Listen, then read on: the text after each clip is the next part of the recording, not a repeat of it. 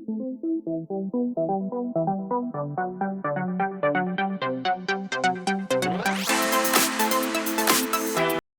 समय भारत में जो सबसे बड़ी चर्चा है वो लोकसभा के चुनाव वर्ष 2024 को लेकर है। जैसा कि आप जानते हैं, हर मामले में दो पक्ष होते हैं। क्योंकि राजनीति कुछ लोगों का व्यवसाय है और राजनीति में रहने वाले बहुत सारे लोगों के लिए जीवन मरण का प्रश्न है। एक बार हार गए तो अगले 5 साल के लिए गए काम से। और कई लोग तो ऐसे हैं जो 20-20 साल से लड़ रहे हैं, नहीं जीत पाते, सब कुछ बर्बाद हो जाता पर राजनीति नहीं छोड़ पाते। इसलिए ऐसे समय में जब भारत के चुनाव में अंतर्राष्ट्रीय दखल भी हो रहा है, इसके प्रमाण मिल चुके हैं, भारत सरकार की एजेंसियां काम कर रही हैं, हमें इस बात की चर्चा कर लेनी चाहिए कि आखिर में कौन जीत कर आएगा। न केवल 2024 बल्कि मैंने मेरी भारत की सबसे सफल प्रसिद्ध ज्योतिष पत्रिका ज्योतिष मंथन के माध्यम से 2014 के चुनावों से पूर्व ही, कुछ महीने पूर्व ही यह भविष्यवाणी कर दी थी कि प्रधानमंत्री नरेंद्र मोदी भारतीय जनता पार्टी को सफलता के मुकाम पर ले आएंगे और सहयोगी दलों के साथ सरकार बनाएंगे।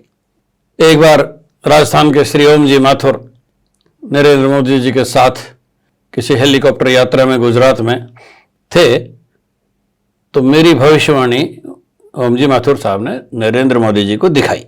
उन्होंने पढ़ ली और मेरे पास ओम जी माथुर जी ने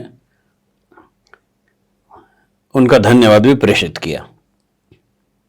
मैं एकदम स्पष्ट था कि यह नरेंद्र मोदी का और भारतीय जनता पार्टी का अभ्युदय काल है, इन्हें कोई नहीं रोक सकता।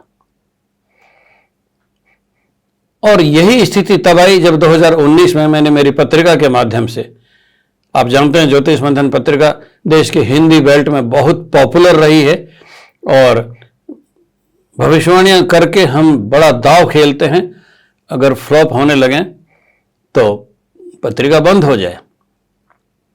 पूरा देश पढ़ता है, लोग सट्टा लगा लेते हैं हमारी भविष्यवाणियों पर भी। तो मेरी भविष्यवाणियों का जो आधार तब था वो आज भी है। नरेंद्र मोदी वृश्चिक लग्न के हैं, नीच राशि के चंद्रमा उनकी जन्मपत्रिका में हैं और केंद्र में एक जो अद्भुत युति उनकी जन्मपत्रिका में है, चतुर्थ दशम मतलब केंद्र स्थान में, चंद्रमा से केंद्र स्थान में बृहस्पति और शुक्र भी एक दूसरे के आमने सामने हैं और गजकेसरी योग एक तरह से डबल हो गया, बृहस्पति नहीं शुक्र केसरी योग भी हो गया। मैं उसको, जो चंद्रमा से केंद्र में शुक्र है तो शुक्र केसरी योग बोलने लगा हूं, हालांकि शास्त्रों में यह शब्द नहीं मिलता।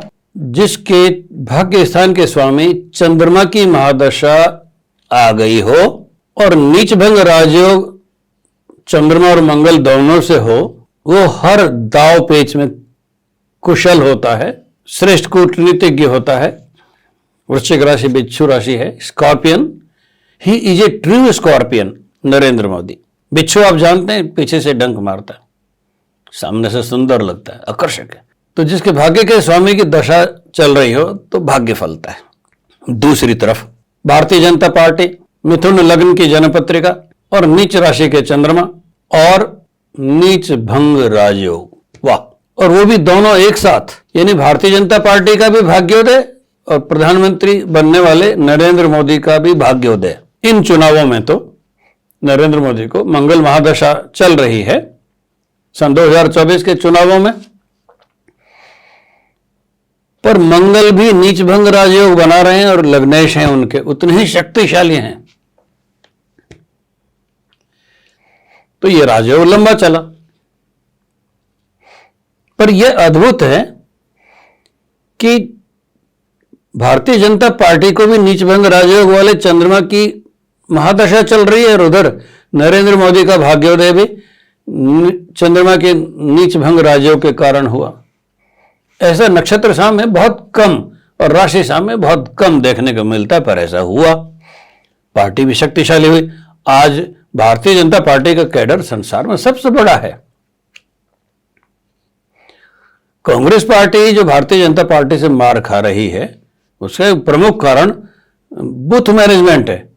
बीजेपी का कैडर बहुत शक्तिशाली है, चाहे उसको राष्ट्रीय स्वयंसेवक संघ की मदद मिल रही हो, पर कैडर बेस्ड जो पार्टी होती है उसमें अनुशासन अधिक होता है, त्याग भाव होता है और लोग उसके लिए काम करते हैं। बूथ यानी किसी गांव में इलेक्शन का बूथ और छोटे से छोटे गांव में छोटे से छोटे घर तक कैडर की यानी कार्यकर्ताओं की पहुंच होती है। भारतीय जनता पार्टी अभी भी उस महादशा में चल रही है। प्रधानमंत्री नरेंद्र मोदी मंगल महादशा में आ चुके हैं। अब दो विशेष बातें हैं।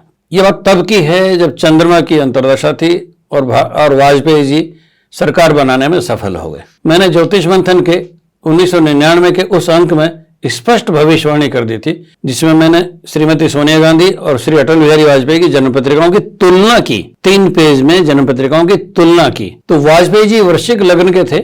उनकी असल जन्म पत्रिका मुझे डॉक्टर मुरली मनोहर जोशी ने लाके दी थी और विश्वास करने योग्य थी। वो भी वृश्चिक राशि के थे। उनके छठे भाव में शनि चल रहे थे, गोचरवश थे, जो शत्रुहंता योग बना रहे थे। ठीक उसी समय कर्क लग्न की श्रीमती सोनिया गांधी के अष्टमेश शनि वक्री होकर दशम भाव में थे। यानी अष्टमेश जब दशम भाव में होता है तो सारी सफलता को धो देता है। मैंने स्पष्ट निर्णय दिया कि जो शनिदेव वाजपेयी जी के लिए काम कर रहे हैं वो सोनिया गांधी जी के लिए विपरीत काम कर रहे हैं। अब वाजपेयी जी नहीं है और प्रधानमंत्री नरेंद्र मोदी हैं और उनके चौथे भाव में कुंभ राशि के स्वराशि के शक्तिशाली शनि चल रहे हैं, गोचर कर रहे हैं, भ्रमण कर रहे हैं और छठे भाव पर दृष्टि है। नरेंद्र मोदी जी के कुंभ राशि के शनि छठे भाव पर दृष्टि कर रहे हैं। इस समय संसार की कोई भी बड़ी ताकत आ जाए उनके सामने परास्त हो जाएगी। शत्रुहंता योग है। और ठीक इसी समय श्रीमती सोनिया गांधी के कर्क लग्न की जन्म पत्रिका में 8वें भाव में शनि चल रहे हैं। कुंभ राशि के 8वें भाव में बैठे शनि की तीसरी दृष्टि उनके दशम भाव पर है। उन्हें राजयोग इस जीवन में नहीं मिलेगा और इस चुनाव में तो कुछ भी नहीं मिलेगा।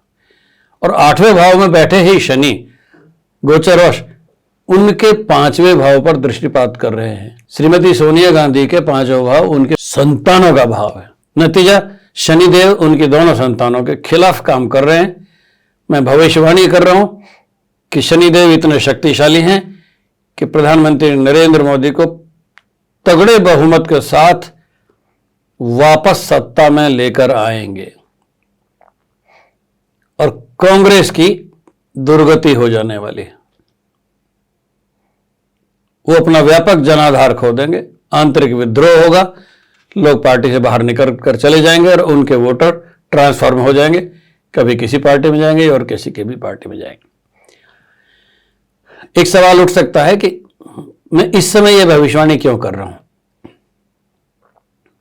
आज नहीं कर रहा, आप सबको याद दिलाने के लिए कह रहा हूं कि मैं वर्षों से प्रधानमंत्री नरेंद्र मोदी और भारतीय जनता पार्टी की सफलता की भविष्यवाणियां करते रहा हूं।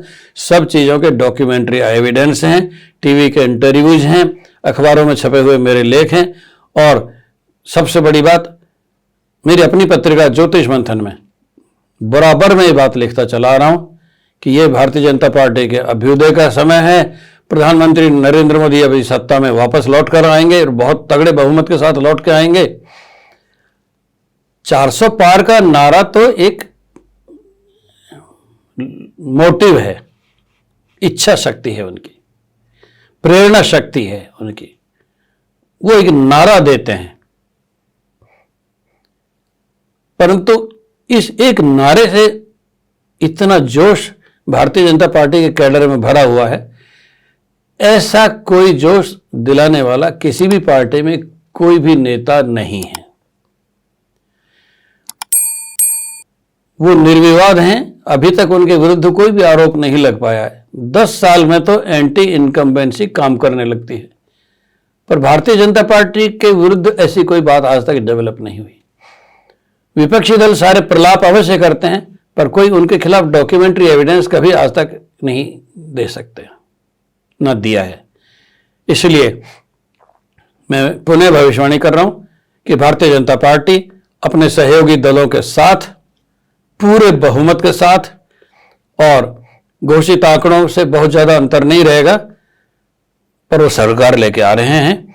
और इंडी गठबंधन के दलों को इसलिए कुछ हासिल नहीं हो पाएगा क्योंकि वो एक दूसरे के पक्ष में वोट ट्रांसफर नहीं कर पा रहे हैं। भारतीय जनता पार्टी दक्षिण भारत में भी पहले से अधिक सफल रहेगी और बंगाल में आश्चर्यजनक परिणाम आने वाले हैं। आप लोग तैयार रहें। और पंजाब में भी भारतीय जनता पार्टी अच्छा परिणाम लेके आएगी, दिल्ली में तो है ही, और जहां से भारतीय जनता पार्टी को अच्छे सांसद नहीं मिल रहे थे, जीत के नहीं आ रहे थे, वहां से भी इस बार कुछ कमाल के परिणाम आएंगे। इन सब बातों पर ना जाके कुल मिला के कंक्लूडिंगली मैं कह रहा हूं कि भारतीय जनता पार्टी अपने साथियों के साथ तगड़े बहुमत के साथ सरकार बनाने जा रही है।